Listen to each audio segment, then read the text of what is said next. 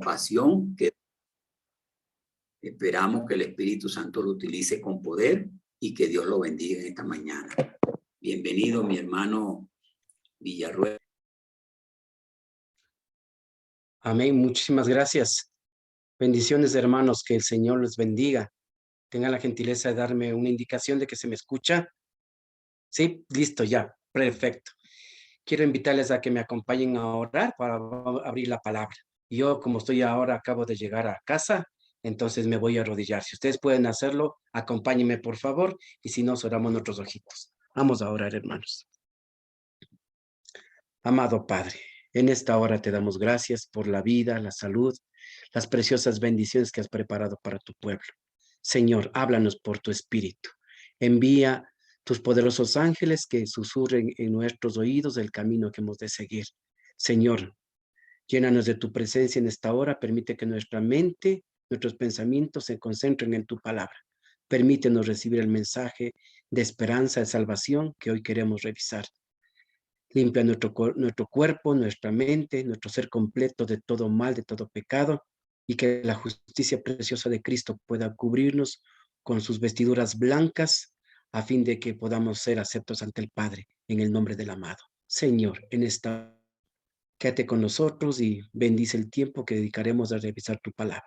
Con el perdón de nuestros pecados suplicamos en el dulce nombre de Jesús. Amén.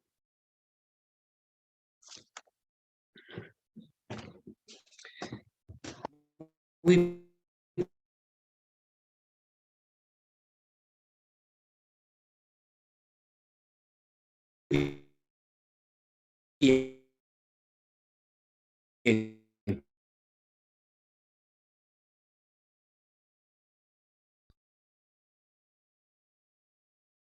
Y este texto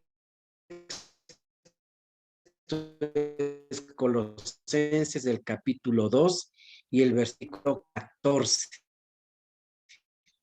Colosenses.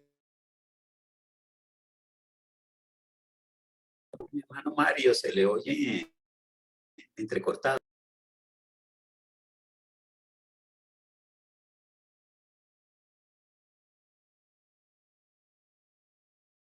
En la Reina Valera, el texto dice así: anulando el acta de los decretos que había contra nosotros, que nos era contraria, quitándola de en medio y clavándola en la cruz.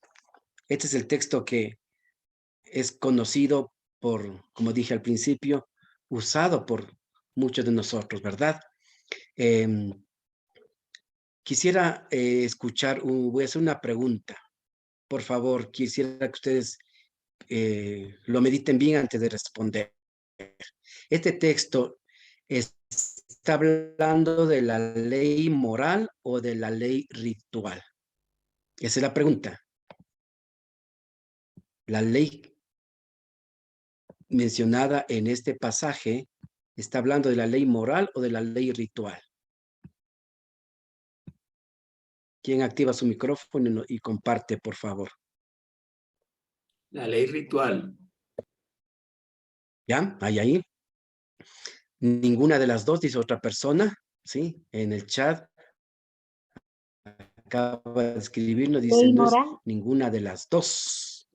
La ley moral. Bueno, ya se ha dicho ley ritual, se ha dicho ley moral, y también la respuesta hay ninguna de las dos. ¿Ve? Qué interesante, qué interesante. Bueno, esta mañana vamos a analizar este pasaje justamente, vamos a analizar el mensaje que contiene este pasaje, hermanos queridos. Sepan ustedes que la pregunta que yo he planteado es una pregunta equivocada, ¿sí? Es una pregunta equivocada, porque nunca debía haber preguntado qué ley o de qué ley está hablando aquí, ¿ya? Porque en realidad no está hablando de ninguna ley, ni la moral, ni la ritual. Sin embargo, yo pregunté eso exactamente, ¿no? ¿De qué ley está hablando este pasaje? Entonces, si la premisa es falsa, es decir, la pregunta que yo empecé, la primera frase que yo empecé es la equivocada, entonces la conclusión va a ser equivocada también. ¿no es cierto? De ahí que debemos ser muy cuidadosos en la lectura y la comprensión de los textos bíblicos. Por eso es que en esta mañana vamos a analizar este pasaje de una manera que podamos encontrar un mensaje esperanzador.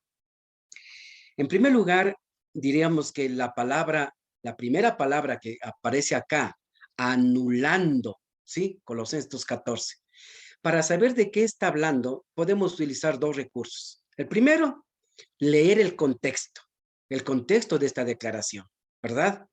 Que sería lo más lógico, el primer paso, ¿no es cierto? Esa es la primera. Y la segunda forma quizás sería leyendo otras traducciones, ¿no? Además de esta muy usada, la Reina Valera del 60. Así que si alguien tiene una traducción diferente que no sea la Reina Valera del 60, me gustaría que por favor lo ubique este texto y nos dé lectura, ¿ya? Mientras leemos el contexto. El contexto podemos decir que está desde el versículo 8. Vamos a ver de qué está hablando, ¿ya? Dice así, versículo 8, Colosenses 2. Mirad que nadie os engañe por medio de filosofías y huecas sutilezas, según las tradiciones de los hombres, conforme a los rudimentos del mundo, y no según Cristo.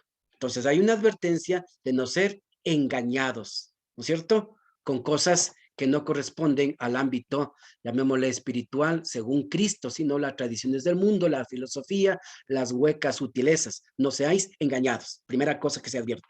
Versículo 9. Porque en él, está hablando de Jesús, porque en él habita corporalmente toda la plenitud de la deidad. Está diciendo que en Jesucristo, ¿no? Corporalmente, ¿no?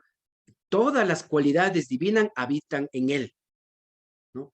Dice este texto, la plenitud de la deidad. La palabra griega que se traduce por plenitud es pléroma, pléroma. Entonces está hablando de plenitud. En Cristo o a Cristo no le falta ninguna cualidad. Todas en conjunto, todas en forma corporativa, se encuentran en la persona de Jesús. Es lo que está diciendo, ¿no? La plenitud de la deidad. En otras palabras, Cristo es plenamente, completa, totalmente Dios. Eso es lo que está diciendo el versículo 9. Ahora, versículo 10. En él también fuisteis circuncidados, perdón, versículo 10, y vosotros estáis completos en él, pues que él es la cabeza de todo principado y potestad. En el versículo 9 decía que Cristo tiene el conjunto completo de las cualidades divinas en su ser, la plenitud, ¿no? La palabra pléroma. Y en el versículo 10 dice, nosotros los creyentes estamos, ¿qué? ¿Qué dice allí? Completos también. La misma palabra, pléroma. Estamos completos, llenos, ¿no es cierto? Literalmente es como llenar un vaso con agua en donde no hay espacio para una gota más. Estamos completos, ¿no? Y la misma palabra pléroma, la plenitud de la vida en Cristo. Ay, de hecho, en la Reina Valera tiene ese subtítulo. En esta Biblia que yo estoy leyendo en este momento, sobre el versículo 8, hay un título que dice plenitud de la vida en Cristo. Entonces, hermanos y hermanas, este es el contexto, la plenitud. En Cristo estamos completos, tal como dice el versículo 10. Ahora va a usar dos figuras para que el creyente comprenda que en Jesucristo estamos completos. Vamos a ver. Dice versículo 11, en él también fuisteis circuncidados con circuncisión no hecha a mano al echar de vosotros el cuerpo pecaminoso carnal en la circuncisión de Cristo. Entonces, la primera figura que utiliza para hablar de que hemos sido o estamos completos en Cristo es el hecho de la circuncisión. Los judíos entendían perfectamente el tema de la circuncisión, pero ahora él les habla no de la circuncisión carnal, del cuerpo físico, sino del cuerpo de pecado. Ha sido extirpado, echado del cuerpo del creyente la carne de pecado, ¿verdad? Entonces, estamos llenos de Cristo, porque no pueden cohabitar, ¿no es cierto? No pueden estar juntos el cuerpo de pecado y el cuerpo de Cristo. Entonces, Él, para llenarnos de Él, ha sido expulsado de nosotros, aquí dice, el cuerpo pecaminoso carnal. en la circuncisión de Cristo, es decir, la circuncisión espiritual, la circuncisión del corazón, de la mente. Esa es la primera figura para decirnos que estamos completos en Cristo. Va a utilizar ahora la segunda figura, versículo 12. Sepultados con él en el bautismo. Ahora, si nosotros revisamos cómo compara el apóstol Pablo el bautismo, ¿a qué lo asemeja? Según Romanos 6, usted recuerda que Romanos 6 habla del bautismo y dice que es como morir, ser sepultados y resucitados. ¿Se acuerda eso? Romanos 6 dice eso, ¿no? Que en Cristo hemos sido muertos al pecado, sepultados juntamente con él. Y luego dice resucitados, ¿verdad? Entonces, la persona que ha muerto, que ha sido sepultada en su vida pecaminosa y ahora resucitada a una vida nueva, como Pablo lo expresa, entonces está pleno, completo en Cristo. Leo nuevamente Colosenses 2:12, sepultados con él en el bautismo, en el cual fuisteis también resucitados con él, mediante la fe en el poder de Dios que le levantó de los muertos. Entonces, mire, la segunda forma o ilustración que pone Pablo, ¿no? Es el bautismo. El creyente renuncia a su vida de pecado, es sepultado simbólicamente en las aguas del bautismo y ahora resucita a una vida nueva. Eso dice Romanos 6, del 1 al 7. ¿Sí? Así dice Romanos. ¿Ok? ¿Estamos claros entonces? Hasta aquí hemos leído hasta el versículo 12. Versículo 13. Y a vosotros, estando muertos en pecados y en la incircuncisión de vuestra carne, os dio vida juntamente con él, perdonándoos todos los pecados. ¿Ok? Entonces el versículo 13 es un resumen, ¿no? O una aplicación, ¿no? A las dos ilustraciones anteriores, es decir, la incircuncisión y el bautismo. La circuncisión y el bautismo. Entonces dice que nosotros los creyentes antes estábamos muertos al pecado, ¿verdad? E incircuncisos del corazón. Pero en Cristo ha ocurrido un milagro. En Cristo hemos sido perdonados. Hemos sido perdonados todos los pecados. ¿Estamos hasta ahí bien? Este sería entonces el contexto que ahora nos lleva inmediatamente al siguiente pasaje, al versículo 14. Les había pedido que si alguien tiene otra traducción, nos ayudaran. Es el momento de compartir Colosenses 2:14 en otra traducción que no sea la Reina Valera. Yo, mi hermano. Ver, por favor, muchas gracias. La palabra del Señor dice así: teníamos una deuda porque no cumplimos las leyes de Dios. La cuenta de cobro tenía todos los cargos contra nosotros, pero Dios nos perdonó la deuda y clavó la cuenta en la cruz. Amén. Muchísimas gracias, muchísimas gracias. Ahí yo veo que la persona que habló está acá como Aarón Ortiz, ¿no es cierto? Esa es la persona que habló. Muchas gracias. Esa traducción súper interesante. Usted es la abuelita. Ya, qué chévere, hermanita querida. No sé su nombre, pero muchas gracias. Yolanda, y por favor, me gustaría que los hermanos escuchen bien esta traducción. Hermanita Yolanda, ¿nos puede leernos otra vezita para que veamos allí en lugar de anulando y luego en lugar de la palabra acta, anulando el acta? Esa es la frase clave. Hermanita Yolanda, tenga la gentileza. Otra vez repita su traducción. Ya, mi hermano. Teníamos una deuda porque no cumplimos las leyes de Dios. La cuenta de cobro tenía todos los cargos contra nosotros, pero Dios nos perdonó la deuda y clavó la cuenta en la cruz. Perfecto. Habla de una deuda, una cuenta de deuda, ¿no es cierto? Muy bien, Amén. muy bien. Esa idea entonces va permitiéndonos entender mejor el pasaje.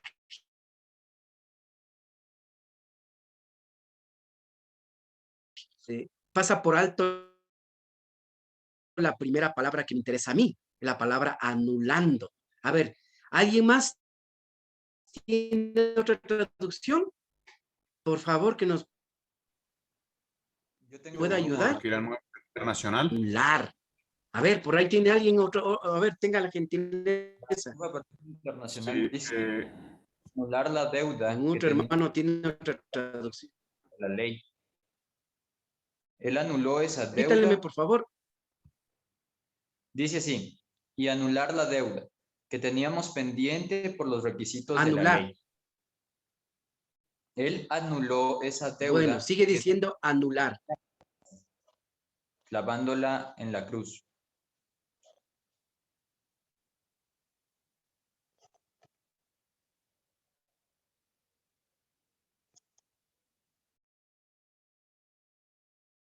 Ahora anulando. Los versículos que le preceden habla de la plenitud del creyente en Jesucristo. En Jesucristo estamos completos, estamos llenos, no falta nada.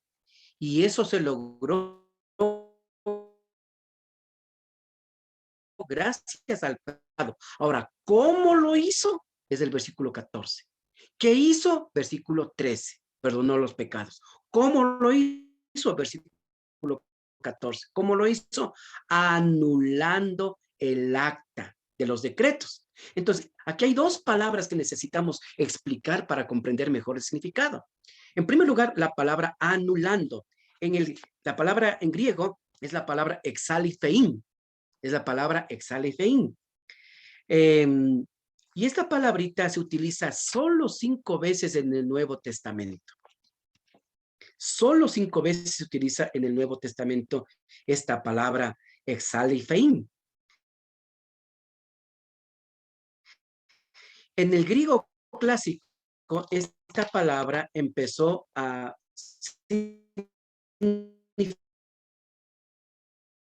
significar pared de una casa. ¿Ustedes han visto cuando a veces los muchachos del barrio le ponen ahí unos grafitis, unas palabras, unos dibujos feos, raros? ¿Y el dueño de casa qué hace? Vuelve a pintar, ¿no es cierto? Y de esa manera se tapa, ¿no es cierto? Y queda blanqueada la pared o queda sin la mancha, ¿ya? Esas son las ideas que se usaban en el griego clásico. También se utilizaba respecto de los guerreros que se estaban pintarrajeando el cuerpo con pinturas de guerra. Heródoto nos dice que los etíopes pintaban, es decir, exalifein, pintaban su cuerpo mitad con yeso y mitad con vermellón antes de ir a la batalla.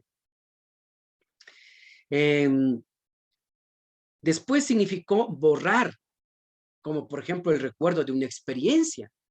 Significó cumplir un voto, anular una ley, cancelar un cargo o una deuda. Ya se van dando cuenta como la hermanita Yolanda leía algo de un documento, de una deuda, algo legal, ¿no? Esa es la idea que va tornándose aquí. Quitar el nombre de una persona de una lista, borrarle.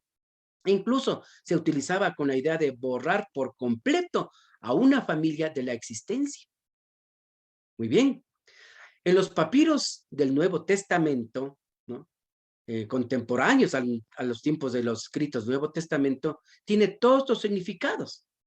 Esta palabra exalefein, por ejemplo, alguien en los tiempos del Nuevo Testamento, utilizando la misma palabra de Pablo, utilizó para decir lo siguiente: no pude leer tu carta porque había sido borrada.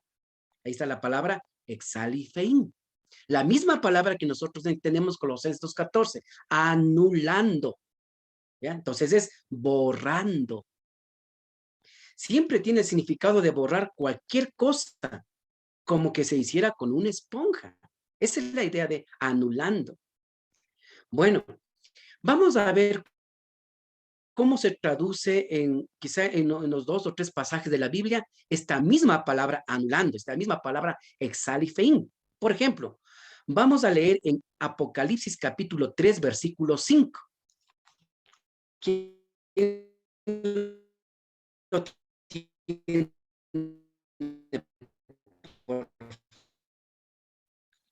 Apocalipsis 3, 5. ¿Alguien nos puede compartir la lectura, por favor? Yo, mi hermano. Ya, por favor, gracias. El que salga victorioso irá vestido de blanco. No quitaré su nombre del libro de la vida, y delante de mi Padre y de sus ángeles diré que es mío.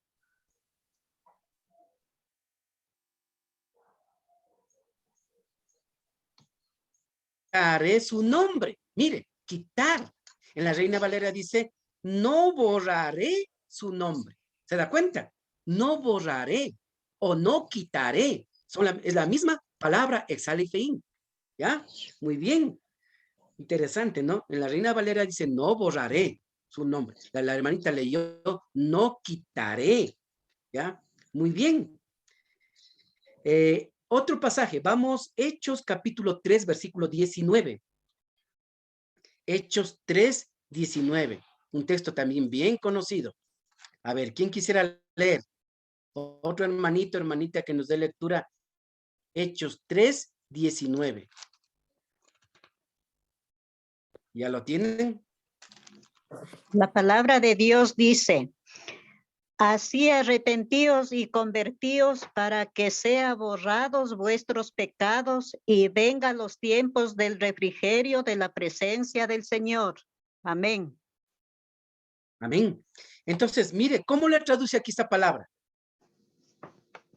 Para que sean, ¿qué dice?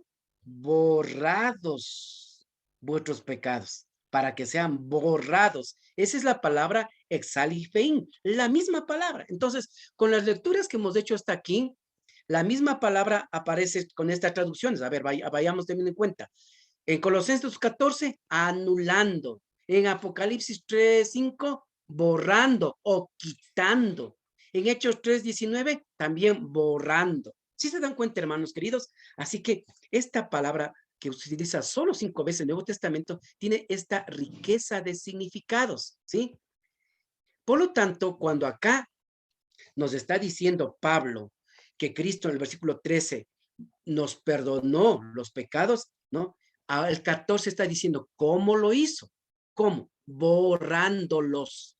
Eso significa anulando, quitando, borrando. ¿Sí? Muy bien. Anulando el acta, ¿no es cierto? Anulando el acta. Ahora, la palabra acta, vamos con la segunda palabra. La primera palabra está más o menos explicada. En lugar de anulando, ¿qué dijimos que podríamos decir también? O la traducción más literal, borrando. ¿Sí? Borrando. Ahora bien, ¿qué es lo que borró? Y ahí viene lo que dice, ¿no? Anulando el acta de los decretos. La palabra acta, vamos a ver, la palabra acta en el idioma griego es la palabra cheirógrafos. Cheirógrafos. Esta palabrita acta, ¿no es cierto? Esta palabrita significa un acuerdo firmado, reconociendo una deuda. Repito, ¿qué significa la palabra cheirógrafos? Significa un acuerdo firmado, reconociendo una deuda, un certificado de deuda o una obligación. ¿Ya? Entonces tendrán en cuenta eso. Fue borrado, ¿qué cosa? Un certificado firmado que reconoce una deuda. En otras palabras, hablando, contextualizando, utilizando nuestro lenguaje moderno, diríamos, es como que teníamos un pagaré con nuestra firma y que el acreedor estaba exigiendo el pago. ¿Sí? Ya. Bueno, así que ahora sí, no sé si la hermanita Yolanda es tan paciente conmigo y bondadosa y vuelve a leer ese versículo. Colosenses 14, ¿verdad? Entonces dice, ¿qué es lo que borró? ¿Qué es lo que borró? Escuchen cómo lo lee la hermanita. Ya mi hermanito ya le busco. Ya, Colosenses 14, ¿no? Recuerden, la idea es un documento legal, un documento ese que reconoce una deuda que tiene el ser humano. Ya, Colosenses 2:14 mismo, sí, por favor. 2:14. 2:14. Sí, por favor. A ver. Se me perdió el 14. Dios mío. Está después del Ya, 13, ya. hermanita, segurito está después del Bendiciones, 13. mi hermano. A ver, 14, 2:14. Teníamos una deuda. 3:14. Perdón, Sí, 2:14, sí. Ya 2:14. teníamos una deuda. Teníamos una deuda, dice, porque no teníamos una deuda porque no cumplimos las leyes de Dios. La cuenta de cobro tenía todos los cargos contra nosotros, pero Dios nos perdonó la deuda y clavó la cuenta en la cruz. Gracias, mi menta Yolanda. Perfecto. Entonces, hermanos y hermanas queridas, en lugar de acta, ¿cómo traduce esa Biblia? Deuda. La cuenta, la Cuentas. deuda, ¿no es cierto? Y esa cuenta, ¿qué contenía? Según la traducción de la hermanita Yolanda. ¿Qué es lo que contiene esa cuenta, ese documento legal firmado por el ser humano? ¿Qué es lo que contiene? Las leyes ¿Qué de contiene Dios. esa deuda? Las Contiene leyes. nuestra infracción de la ley de Dios. Nuestra infracción. Por eso está llena esa cuenta. En otras palabras, es el registro de qué. A ver, quiero que ustedes lo deduzcan. Esa cuenta es el registro de qué. De ¿De todos? nuestros pecados, de nuestros Amén, pecados. correcto. Por supuesto, de los pecados. Por eso el versículo 13 decía, nos perdonó todos nuestros pecados. ¿Cómo? Borrando esa cuenta, borrando ese documento escrito, ese pagaré, esa letra de cambio, diríamos en lenguaje moderno, ¿verdad? Qué interesante. Interesante es que en el tiempo del Nuevo Testamento, los documentos se escribían en papiro, ¿no es cierto? Recuerde, hay diferencia entre papiro y pergamino. ¿Sí? ¿Alguien conoce? ¿Está clarita la diferencia entre papiro y pergamino? A ver, me gustaría saber eso. La diferencia entre papiro y pergamino. Un hermano que No. active su micrófono y nos diga. A ver, o le aclaramos un poquito la diferencia entre papiro y pergamino. ¿Aclaramos nomás? Sí, hermanito. Ya, perfecto. Cuando hablamos de pergamino, estamos hablando de un material de origen animal, es decir, eran las pieles de las ovejas o de cabras. Ese es el papiro, perdón, ese es el pergamino. Esos son los pergaminos, origen animal. En cambio, el papiro tiene un origen vegetal. Es el tallo, ¿no? De una planta que crecía en las riberas del río Nilo. Esa planta se llamaba biblos. Biblos. Con el tallo se le machucaba, se le ponían ciertas resinas y se entretejía. Más o menos como cuando nuestros indígenas hacen una estera. ¿Han visto cómo fabrica una estera? Así ese tallito, ¿no? Se lo machucaba, se lo aplastaba, hasta quedaba muy fino y se lo entretejía y se formaba una especie de papel luego que se lo dejaba al sol, se secaba. Ese es el papiro, de origen vegetal. En cambio, el pergamino es de origen, ¿qué dije? Animal, son las pieles donde se escribían la palabra de Dios. Entonces, este texto de Pablo o el Nuevo Testamento fue escrito en pergamino o en papiro. En papiro se escribieron. Es el material que había. Ahora, la tinta con que se escribía era a base de hollín, que era mezclado con goma y disuelto en agua. Esa era la tinta, ¿no? Era el hollín, ¿ya? Se lo disolvía en agua, mezclaba con goma. La característica de esta tinta es que no tiene ácidos y por lo tanto, ¿verdad? No se agarraba al papel. Le viene papiro, ¿no? No se agarraba al papel. Puede permanecer por mucho tiempo esta tinta e incluso puede retener el color. Pero si se le pasa una esponja húmeda, ¿qué pasa? Desaparece completamente. ¿Ah? Desaparece completamente.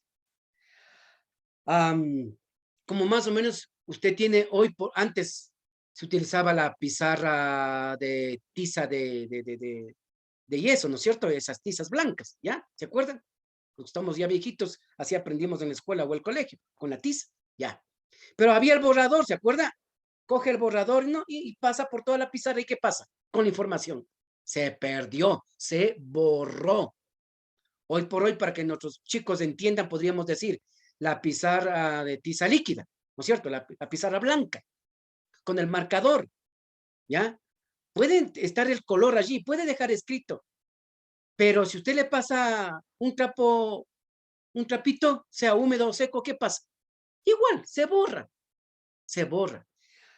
Eso es la idea, lo que estamos viendo aquí. A ver, mire, estas explicaciones yo estoy sacándole de un librito que yo tengo que se llama palabras griegas del Nuevo Testamento, su uso y significado, ¿no? Le voy a mostrar la portada. Aquí está. A ver, ¿dónde está? Ahí, me pueden, avísenme si se ve. Bájale un poquito, hermanito, para Ya, ver yo- el título. Ahí está muy bien, gracias, gracias. Yo mismo me quiero ver para ver la pantalla, pero no encuentro. Ya, ahí está. ¿Sí se dan cuenta? ¿Sí? Se llama Palabras griegas del Nuevo Testamento, su uso y significado. El autor William Barclay, ¿sí? Un gran comentarista, ¿ya? Entonces, ahora, esta interpretación no es solamente que es de este teólogo. En nuestros libros también aparece interpretación. Pero el problema es que nosotros hemos sido acostumbrados a entender Colosenses 2:14 como que Cristo clavó la ley ritual en la cruz, cuando Pablo no está hablando absolutamente de eso. De hecho, la palabra que se traduce como ley, la palabra griega nomos, no aparece en el texto. No aparece. Entonces, primero está diciendo que borró, anulando. Luego dice el acta, la palabra cheirógrafos, que puede traducirse como ¿qué? Como un documento de una deuda legal. La hermanita Yolanda leía el documento por haber infringido o no guardado los mandamientos de Dios, las leyes de Dios. Ese documento está lleno con nuestros pecados. Entonces, ¿qué es lo que hizo Jesús? Borró completamente los pecados.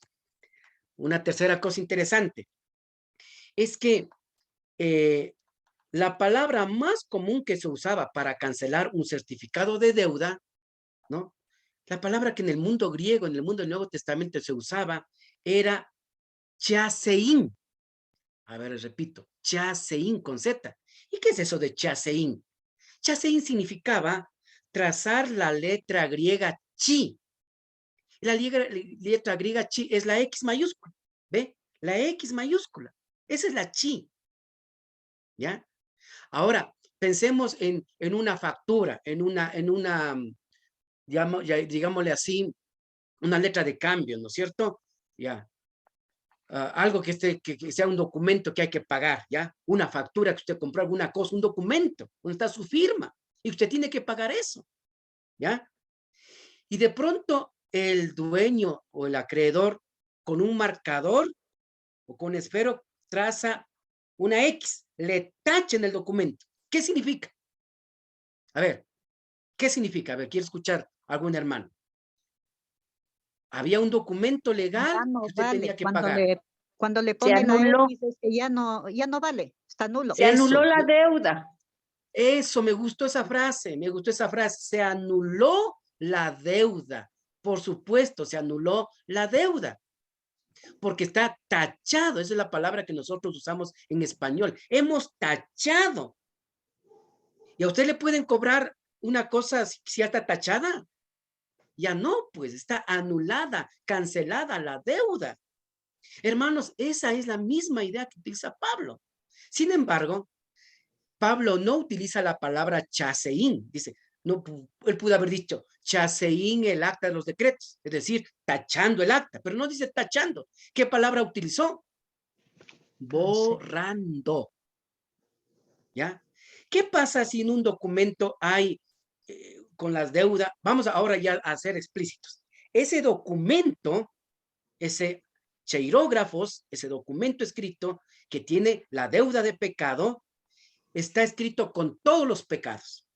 A ver, con el permiso de mi hermana Consuelito, que la estoy viendo en pantalla, porque pocos hermanos están en pantallas, pero a ella le estoy mirando aquí. Ya, a ver. Con el permiso de la hermana Consuelito voy a utilizar una ilustración. Vamos a imaginarnos que yo tengo aquí el documento con todos, el registro de todos los pecados de la hermana Consuelito. Ya. O pongamos otro pecador, al hermano Mario mejor, ya. O a cualquiera de ustedes, siga, dice Consuelito. Muy bien, ya. Entonces, el acreedor, el que reclama la muerte del pecador, ¿quién es? Satanás, el enemigo, ¿no es cierto? Ahora, si en ese documento se traza una X, ¿no es cierto? Ha sido tachado. Pero ¿qué pasa? ¿Será que a pesar o por debajo de la X se pueden leer los pecados? Claro que se pueden leer. Solo está tachado. Pero Cristo no tachó. ¿Qué hizo Jesús? A ver, Consuelito, ¿qué hizo con la lista de tus pecados? Los borró, tú estás diciendo, ¿no es cierto? Los borró. De tal manera que si se queda borrado, ¿cómo está el papel? En blanco, aleluya. Se han borrado todos los pecados. Y a Satanás no puede, ¿qué? Reclamar el derecho de destruir a la hermana Consuelito, ¿no? En base a los pecados, porque ya no están registrados, están borrados, ¿sí? Completamente. Hermanos queridos, si se tacha un documento, voy a leer textualmente lo que dice William Barclay aquí en la página 91 de este libro, ¿no? Dice, si se tacha un documento, lo escrito continúa siendo visible debajo de la cruz o de la X, y cualquiera puede leerlo. Pero si se borra, lo escrito desaparece total y para siempre, totalmente. Es decir, que Dios, por amor de Jesús, no solo tachó nuestra deuda, sino que la borró. Hay muchas cosas que un hombre puede olvidar, pero lo que nunca olvida son las injurias que le hicieron. Dios no solamente perdona, sino que hasta borra la misma memoria de la deuda. Hay una forma de perdonar que no olvida el ofensor, pero el perdón de Dios es tan supremo que puede olvidar y olvidó. Amén. Hermanos y hermanas queridas, hermana Consuelito, esta es la experiencia de cada día para el creyente. Que cuando vamos a Jesucristo y pedimos su perdón, ¿qué hace Él? Borra nuestros pecados.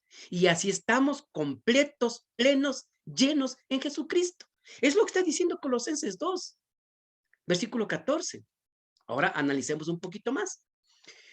Colosenses 2:14. Voy a leer en la Reina Valera.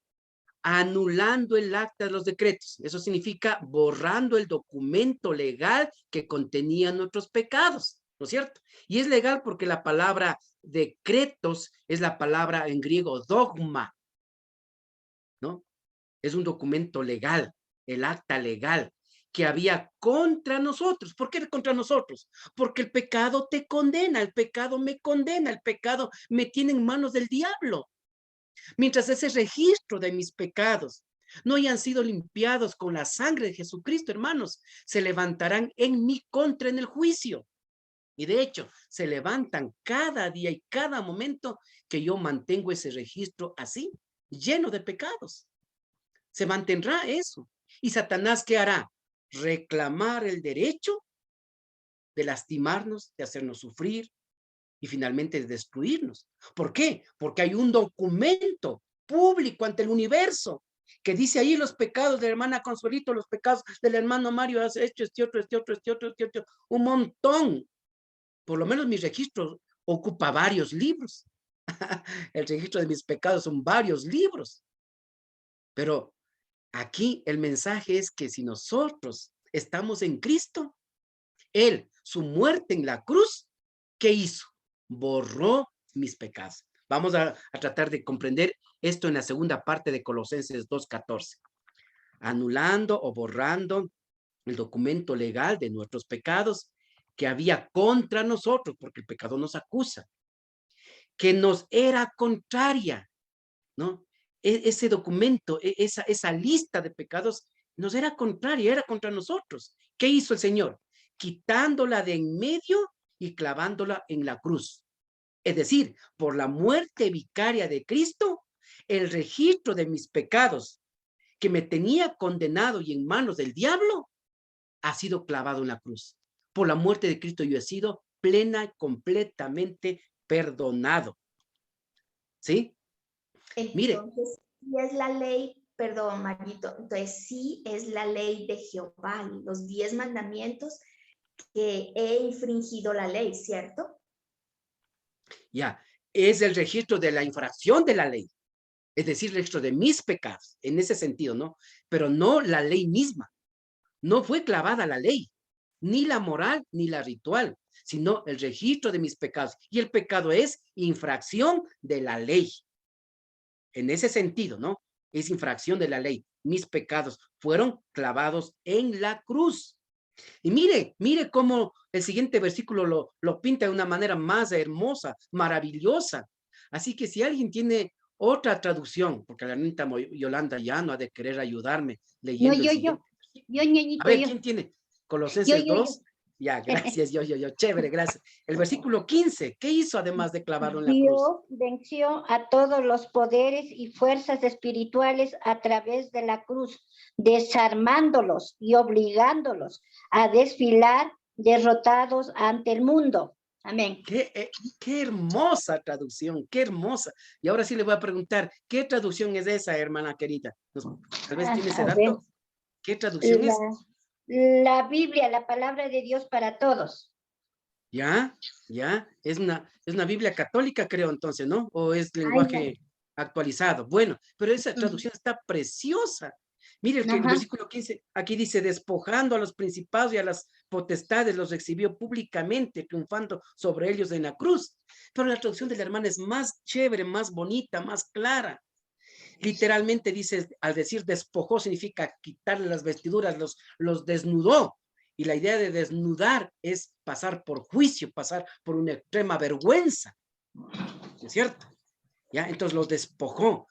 No sé si alguien tuviera la nueva traducción viviente o la Biblia en lenguaje actual. No sé si alguno de ustedes la tiene en Yo, este momento. hermanito, Ya, a perdóneme. ver. Yo, hermanito, tengo una traducción internacional que dice así: Dios les quitó el poder a los espíritus que tienen autoridad y por medio de Cristo los humilló delante de todos al pasearlos como prisioneros en su desfile victorioso. Amén, amén, Amén. qué precioso. Hermanos, ¿qué te está diciendo estos Colosenses 14 y 15? A ver, voy a tratar de resumir lo que hemos aprendido hasta este momento. Primero está diciendo que el creyente en Jesucristo está pleno, completo, porque en Cristo, versículo 8, vive corporalmente, en conjunto, todas las cualidades divinas. Cristo es Dios, en otras palabras. Corporalmente, la plenitud, la pleroma, está completo en Cristo. Y ahora el versículo 10, nosotros estamos completos, llenos en Él, no nos falta nada, ¿no? Pero había un problema, teníamos pecado. Entonces, ¿qué hizo el Señor? Como la circuncisión, arrancó el cuerpo de la carne, ¿no es cierto? Como el bautismo, mató al pecado, perdonó nuestros pecados, dice el versículo 13, la última parte. ¿Qué hizo? ¿Cómo lo hizo? Versículo 14, borrando el documento legal, la lista de los pecados. ¿Quién tenía esa lista y lo presentaba ante el Padre para acusarnos, para reclamarnos como su propiedad, para pedir el derecho de destruirnos? ¿Quién tenía? Según el versículo 15. Satanás, las potestades espirituales de las tinieblas. Ahora, ¿cuándo Cristo triunfó? Ahí habla de su desfile glorioso. Y si analizáramos con más profundidad, veríamos que está hablando en el momento en que Jesucristo resucitó. Allí fue ese acto de humillación de las potestades. Les arrancó de la mano, le quitó el documento y dice, esta lista de pecados de la hermana Consuelito han sido borrados por mi sangre y ustedes quedan humillados ante el universo. Ya no tienen poder sobre la vida de Consuelo. Amén. Amén. Hermanos, De nueva NBI habrá sido. Nacional dice, desarmó a los poderes y a las potestades y por medio de Cristo los humilló en público al exhibirlo en su desfile triunfal. ¡Wow! Amén. Y ese desfile triunfal es cuando Jesucristo resucitó. Allí pasó esto, ¿sí? En la resurrección de Cristo pasó esto, porque mientras Cristo estaba en la tumba, ¿qué pensaba Satanás? Oh, murió, terminó, se acabó. Por fin me libré del Mesías, por fin murió el Hijo de Dios. Por si acaso montó guardia, porque había escuchado que al tercer día iba a levantarse, ¿no es cierto? Y ahí estaba también un ángel del Señor. Y cuando el ángel baja a resucitar a Jesucristo, allí ocurre lo del versículo 15. Allí es este despojo del poder de las autoridades de las tinieblas. Cuando Cristo es llamado y un ángel mueve la piedra y le dice, Jesús, hijo de Dios, levántate, tu Padre te llama. Allí las potestades de las tinieblas salieron humilladas en el desfile glorioso de la resurrección de Cristo. Satanás públicamente ante el universo queda humillado, queda despojado del poder sobre la vida del creyente. Amén. Hermanos, así que la palabra de Dios nos enseña que Cristo nos ha perdonado de la condenación del pecado. ¿Sí o no? Romanos 8:1 dice eso. A ver, vamos a ver. Vamos a ver. Romanos capítulo 8, versículo 1. Dice de la siguiente manera: ahora pues ninguna condenación hay para los que están en Cristo Jesús, los que no andan conforme a la carne, sino conforme al Espíritu. Romanos 8:1. El Señor nos ha librado, nos ha salvado de la condenación del pecado. Y ahora, según Colosenses 2:14, nos ha librado del poder del pecado. Ya no tenemos que estar bajo autoridad de Satanás. Ya no tiene él el registro de mis pecados, sino que Cristo en la cruz lo clavó. Cuando yo por fe acudo y solicito el perdón, el Señor borra mis pecados. Y de hecho, si atendemos con todo cuidado el capítulo 3, versículo 19 del libro de Hechos, está hablando exactamente de eso.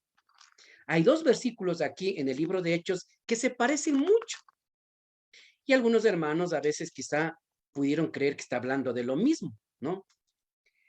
Hechos, a ver, déjeme ver cuál es el versículo. Versículo, primero leamos 2:38. Permítanme leer a mí. Hechos 2:38. Pedro les dijo: arrepentíos y convertíos, cada uno de vosotros en el nombre de Jesucristo, para perdón de los pecados, y recibiréis el don del Espíritu Santo. Note eso, tenga con cuidado, lea palabra por palabra. Pedro les dijo: arrepentíos y bautícese cada uno de vosotros en el nombre de Jesucristo para perdón de los pecados, y recibiréis el don del Espíritu Santo. Está hablando del arrepentimiento. ¿Para qué? Para perdón. ¿Cierto? Muy bien. Arrepentimiento y bautismo para perdón de pecados. Ahora el capítulo 3, versículo 19, que utiliza la palabra exalifeín, borrar, ¿se acuerda? Ahí en cambio está hablando de otro momento en la vida del cristiano. Hechos 3:19. Así que arrepentíos. Y ya no dice bautices. Ahora dice, y convertíos. ¿Se da cuenta? Arrepentíos y convertíos, para que sean, ¿qué? Borrados vuestros pecados, para que venga de la presencia del Señor tiempos de refrigerio. Hermanos, ¿qué son los tiempos de refrigerio del versículo 19? O mejor dicho, pregunto antes de esto. ¿Cuándo son borrados los pecados del creyente? ¿En qué momento son borrados? A ver, activa el micrófono, Consuelito, te veo que estás diciéndonos algo. ¿En qué momento son borrados los pecados del creyente? A ver, cualquier hermano que nos quiera colaborar. El momento que le aceptamos. En el momento que acepto a Cristo como mi Salvador. Ya me... ¿Otra idea? Cuando el Espíritu Santo toma posesión de nosotros. O sea, nos bautizamos, nos arrepentimos, nos bautizamos y el Espíritu de Dios es dado a nosotros. En ese momento nosotros somos llenos del poder de Él. A ver, hermano Mario, acuérdense del santuario. Sí, justo eso le iba a mencionar. Mis pecados son borrados luego de que son revisados en el juicio. Amén, amén. Ese es el punto correcto. Por eso les hice leer 2:38 y 3:19.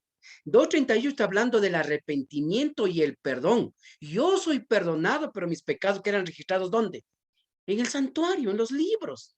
¿Cuándo son borrados? En el juicio, hermanos. ¿Sí? Y noten que el capítulo 3, versículo 19, habla justamente de eso. Mire la secuencia. Hechos 3, 19 y 20. Mire la secuencia. Así que arrepentíos y convertíos para que sean borrados vuestros pecados, para que vengan de la presencia del Señor tiempos de refrigerio. ¿Cuáles son o a qué se refiere aquí este texto cuando habla de los tiempos de refrigerio? ¿Con qué otro nombre le conocemos nosotros? Tiempos de refrigerio. Lluvia tardía. Amén, es la lluvia tardía. Sí, Jacobito dijiste, ¿cierto? Eso dijiste, ¿verdad? ¿Jacob fue quien dijo eso? Sí, ajá. Ya, chévere, ya. Entonces, mire, borramiento de pecados, luego lluvia tardía. ¿Y qué dice el versículo 20? Y él envía a Jesucristo que os fue antes anunciado. Segunda venida. ¿Notan esa secuencia? Juicio, lluvia tardía, segunda venida de Cristo. Está hablando de la experiencia final del pueblo de Dios. ¿Ya? Ese es el borramiento, el juicio de los vivos. Ahora bien, claro. Pregunta. Entonces, cuando yo me bautizo y no son borrados mis pecados, sino solamente son perdonados. Correcto, así es. Frente al pecado está escrito en la palabra perdonado o la palabra perdón. Y cuando viene el juicio de mi juicio, ahí es borrado. Porque la obra del juicio investigador es la obra de borramiento de pecados. ¿Ok? Perfecto. Entonces, ahora volvamos a Colosenses 2:14 y vamos a rematar esta preciosa idea que estamos conociendo, ¿verdad? Decía Colosenses 2:14 que el Señor Jesucristo borró ese decreto, esa lista de pecados que nos acusaban, que a Él le daba el derecho de destruirnos. Pero Cristo, en la cruz del Calvario, ¿verdad?, despojó del poder de las potestades de las tinieblas, quitó ese registro, lo clavó en la cruz y salió triunfante, porque cuando Él ascendió al cielo, ¿no es cierto?, Él quitó esa potestad, ese derecho que tenía Satanás de cobrar ese documento, de destruir al pecador, porque están allí sus pecados. Pero Jesucristo, al morir en la cruz, ha perdonado los pecados y los ha borrado. Ahora no es así, pero usted acaba de decir que será en el juicio. ¿Y cómo está diciendo que en la cruz borró? A ver, entendamos esa parte final, ¿correcto? Porque Consuelito estaba con esa pregunta lista en la punta de la lengua. Lo que pasa es que la obra de Cristo no termina en la cruz. Usted sabe perfectamente eso. No terminó, porque se hace eficaz lo que Cristo logró en la cruz a través de la intercesión, porque la obra de Cristo continuó en el santuario, ¿no es cierto? ¿Ya? Claro que obviamente Cristo murió y pagó los pecados y nos ha perdonado, pero solamente en el juicio es lo que son borrados. Lo mismo pasaba en el santuario. Durante todo el año el pecador llevaba su ofrenda, hacía todo el ritual en el santuario, degollaba al animalito, la sangre era llevada al interior, registrado de esta manera o simbolizado el traspaso del pecado, de la culpa del pecador a la víctima, y luego en la sangre de la víctima hasta el santuario frente a la ley de Jehová que había sido infringida, ¿no es cierto? Y ¿cuándo era borrado? ¿Cuándo era quitado todo eso? Solo en el día de la expiación. Cuando quitaban el velo manchado, lo llevaban al desierto juntamente con el animalito y se ponía una cortina nueva. Durante todo el año las mujeres de Israel estaban tejiendo un nuevo velo y lo ponían limpio nuevamente. Entonces allí era borrado, quitado, anulado, cancelado. Todos estos sinónimos que nos muestran que Jesucristo hizo esto en la cruz. Y ahora por la fe yo puedo reclamar, ¿no es cierto?, que mis pecados son, ¿qué?, perdonados, y si llega mi juicio, serán borrados. Porque si ha habido una experiencia real con Jesucristo, si nos mantenemos en comunión con Él, ¿verdad?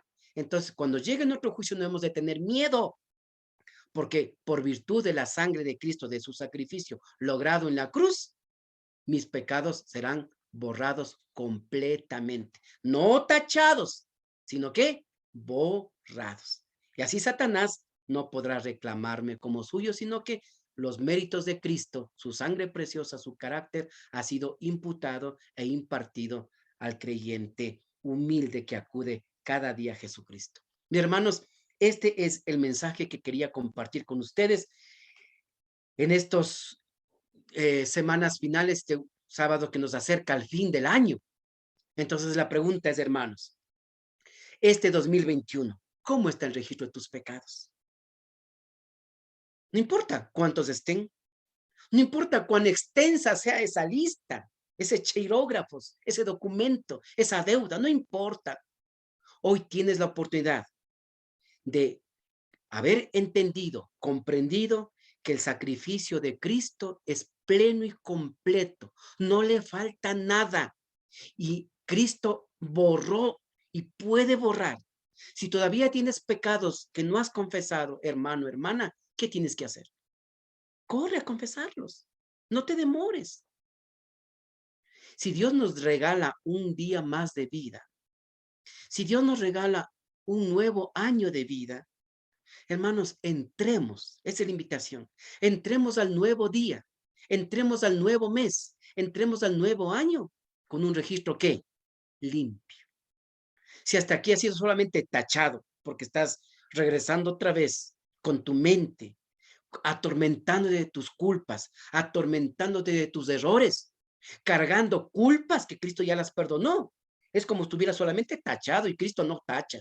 Cristo no tacha. Cristo borra pecados, hermano. Así que arregla tu vida con Jesús. Arregla ahora.